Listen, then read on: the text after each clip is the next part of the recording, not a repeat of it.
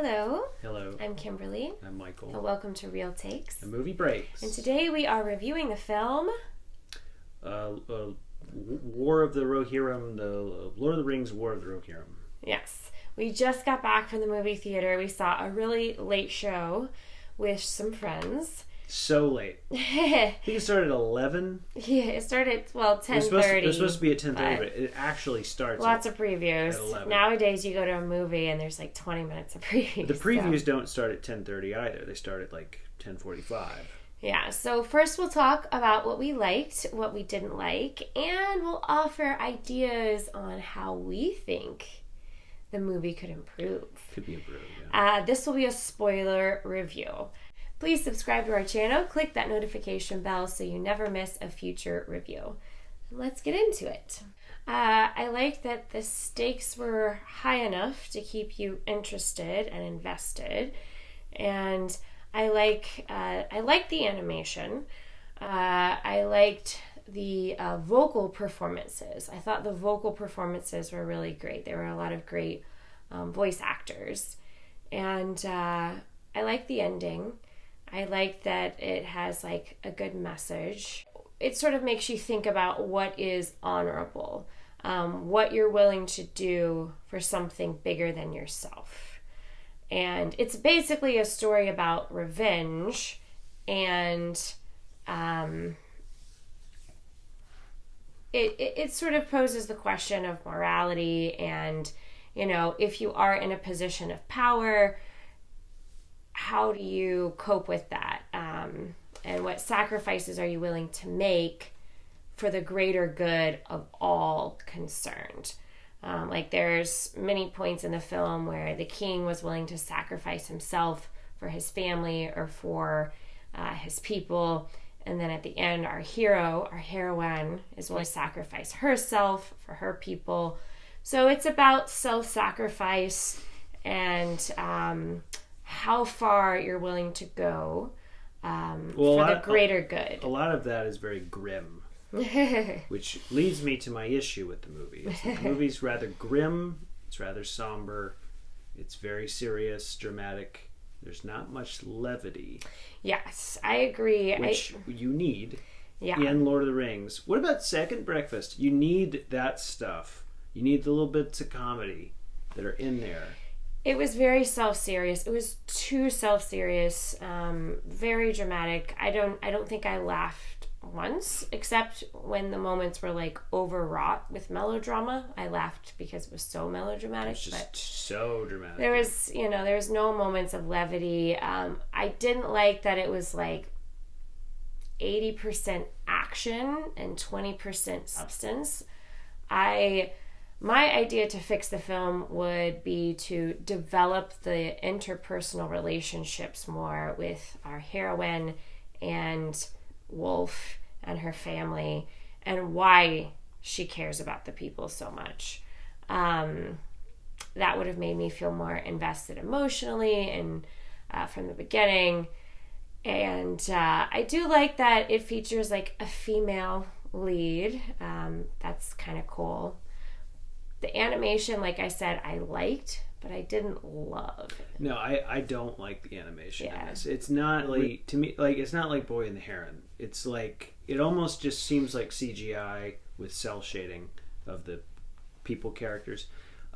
So this story takes place in the most of the happens in the second Lord of the Rings movie, which is the Two Towers. It takes place in Rohan, which is the town that's like up on the hill or whatever with the king. Right. So what this story is just sort of illustrating that the world in which the Lord of the Rings main story exists. There is a lot of history, and there's like all these legends and these stories around the different places that they go in those films, right?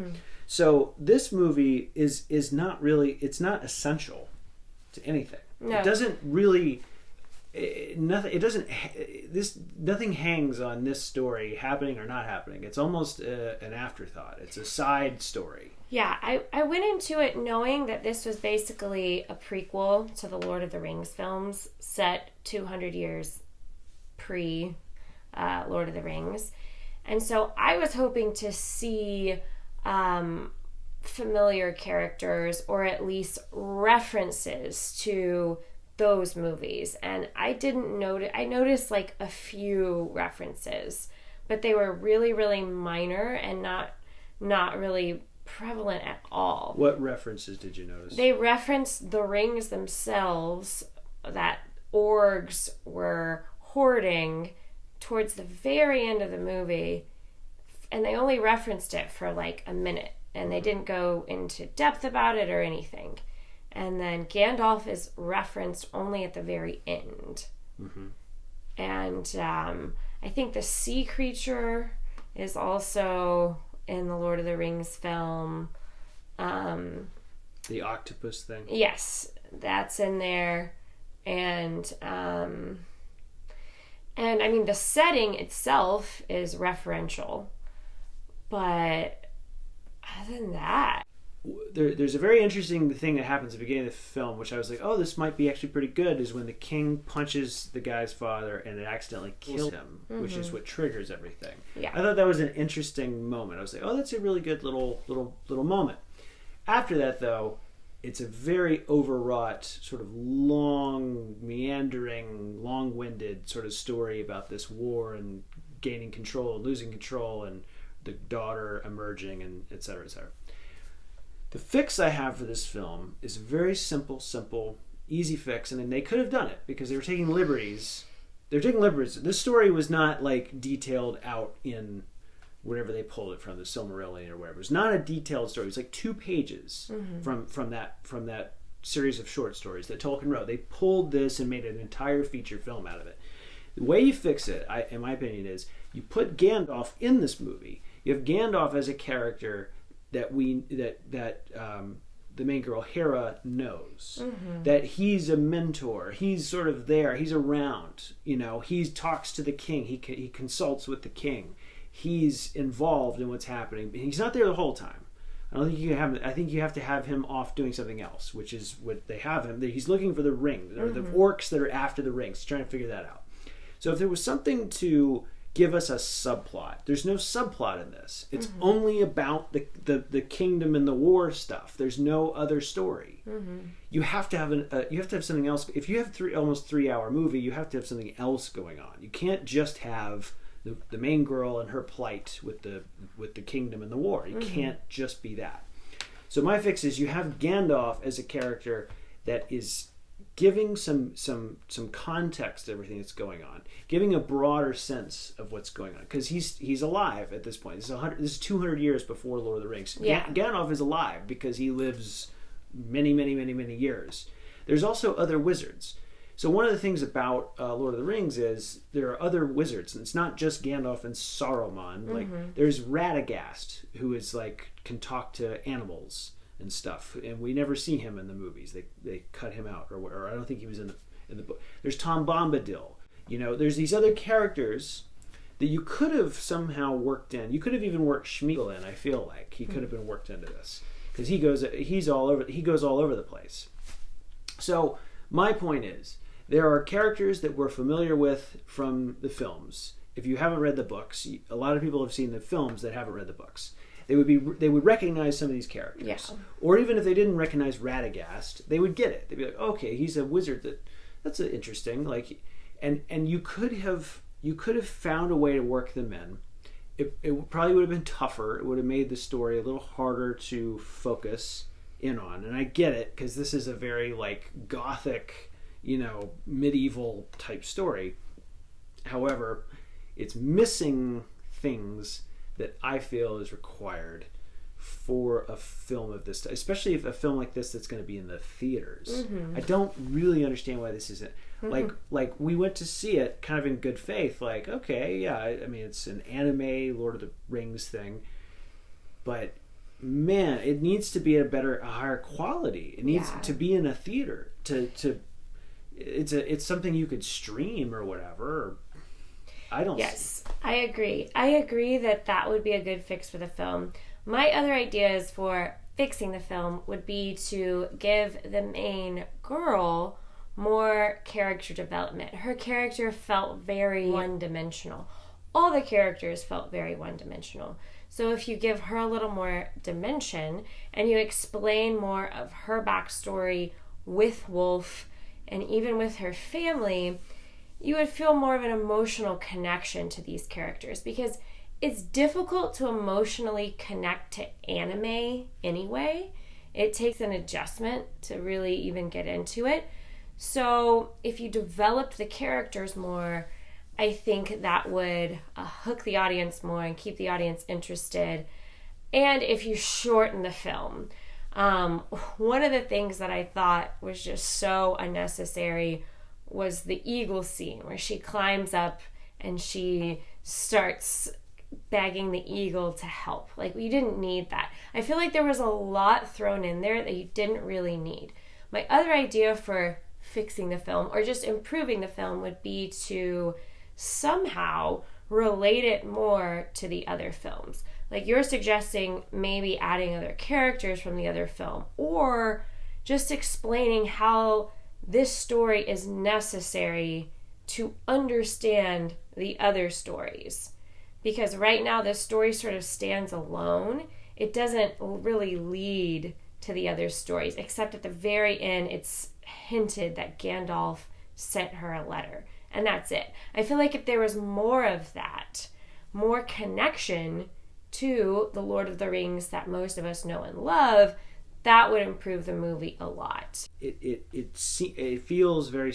The thing is like that there are things in the story that definitely are relate to Lord, but it's only for people that are hardcore, like nerds about it, who would pick up on. That's what I'm talking about. Yeah. That's what I'm talking about, the Wraith Realm and stuff. The eagle thing is a reference. There are eagles in the Lord of the Rings. Yeah. And they kind of come into play in different ways. Isengard is another one. And then at the end, I don't know if you caught this, Saruman, the white wizard, shows up. Now, he's bad. I did notice him. He's bad. But he shows up as... But this story triggers his involvement in that region of the world where he takes over the Isengard castle, which comes into play later. So it does... It is relevant, but it's relevant in such a almost cryptic way. You know, when you see the orcs, you were talking about the orcs having the ring, or looking for rings, right? It's just one little moment, basically, where we have that. That's like almost like an Easter egg type thing. Well, actually, you could have had a whole thing where there are orcs around, and that's a problem. And that could have very easily made it so that Gandalf is in the area investigating. So he's investigating something because the really bad guy, the Dark Lord, is sending orcs around looking for rings. Gandalf is now involved in that conflict. That's what his purpose, right? But he's also realizing that something bad is afoot in Rohan. So he's trying to talk to the king. And then we could have, because later on in the Lord of the Rings, Gandalf comes back and he has to save the King Theoden of Rohan because he gets taken over by Grima Wormtongue. That would have been a repeat where he's trying to help this stubborn king. It's about the stubbornness of men, right? Which is a big thing that Tolkien was getting at, especially with the Rohan stuff, is they're very stubborn and it's easy to take advantage of them from the dark side or whatever. Which is and also the wolf character. He's bad because the king punched and killed his dad or whatever. But you could have had some other influence over him that's making him bad as well. Yeah. You know. One thing I did like was the scoring. I thought the musical scoring was good. I wasn't like amazed by it, but I thought it was good. I thought the animation was good. I wasn't amazed, but it was good. And I think overall, if the movie was a lot shorter, I kept thinking the movie was about to end, and I was predicting certain things would happen. Like, there's going to be a fight with our leading lady and the wolf character. They're going to fight at the end. Yeah. But I kept thinking it was going to be over, and then it just drags on and on forever. So I think if they shortened it added some more references to the other Lord of the Rings films and developed the characters more, I would have rated it a lot higher. I did enjoy the movie, but I wouldn't necessarily recommend watching it in a theater unless you're just a really big Lord of the Rings fan and you love anime. Then sure, go see it in a theater. Otherwise, maybe wait till it comes out in a different way. I think the theater actually exposes the the issues with the animation. I was thinking watching this, I was thinking about, like, there's a Miyazaki film called Nausicaa, and there were some things about this that kind of reminded me of that. There's a character that Patrick Stewart does the voice of. Oh. He's got a white beard, and he's a character that sort of comes in and out of the story, and he's like her mentor. He's the Gandalf of that story. Okay. And that movie works way better. It was made in the early 80s. And that movie works way better because you have that character. Yeah. And then also the main girl, she flies around on a little glider thing. You could have had you could have established the eagles earlier on as a thing that she rides around on eagles. And we could have had the whole movie that she rides around on eagles, and that gives her an advantage in a lot of different ways. We didn't have to go 10 minutes of her climbing the mountain to talk to the eagle. It could have already been part, or she could have had an affinity for animals, that she can talk to animals. There's lots of things you could have done with this. They had a lot of liberties. They had a lot of creative, but there was sort of a in a weird way, it sort of feels too conservative. Yeah, and I think the reason they made this movie was so they could keep the rights to it, right? Like, that was one of their motivations. I guess. I don't know. That's what I heard. So, on a scale of 1 to 5, I give it a 2.5. I give it a 2. Yeah. I have a lot of issues with it. I would never watch it again. But let us know your thoughts. Let us know if you haven't seen the film. Maybe go see it if you love anime and you love Lord of the Rings, and let us know your thoughts. Let us know if you agree, disagree. One of the beauties of films is it stimulates interesting dialogue. So I'd love to hear from you. And if there are any other films you would like us to review, comment below. Let us know. And in the meantime, stay real. And have good takes. And I do like this better than Gladiator 2.